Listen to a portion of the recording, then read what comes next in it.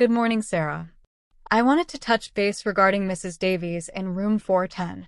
Her recovery from the hip fracture has been progressing, but we're encountering some challenges with her nutritional intake. Morning, Mihira. Yes, I saw her chart. She's been on a high-protein diet since admission, primarily to aid tissue repair. Are we seeing issues with compliance or absorption? Initially, it was a palatability issue. She found the supplements quite chalky. We've managed to switch to a more palatable liquid formulation, and that's improved her compliance significantly. However, she's now complaining of persistent nausea, especially after consuming the larger protein portions. We've tried spacing out her meals more, but the nausea persists. Interestingly, she also mentioned a metallic taste, which I initially linked to a new iron supplement, but that's since been discontinued. Her blood work last week showed good albumin levels, so malabsorption isn't our primary concern. The main issue now is her aversion to fats. She's pushing away anything with even a moderate fat content, and this is severely impacting her overall caloric intake, hindering her progress. We're losing the battle on calorie density. I see. So, Mihira, despite the protein compliance, the fat aversion is a significant barrier. That certainly complicates achieving adequate energy for recovery. Precisely. She's losing weight, not gaining. Her muscle mass is barely holding, which is paramount for her rehabilitation.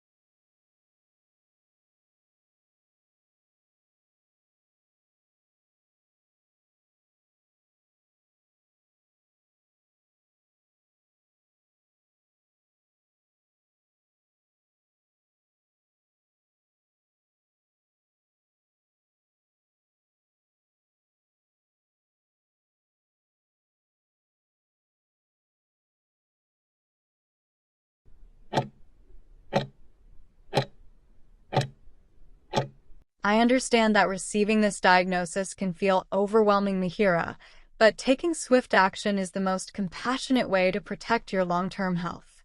Starting your medication immediately is essential because the primary goal is to stabilize the environment within your blood vessels.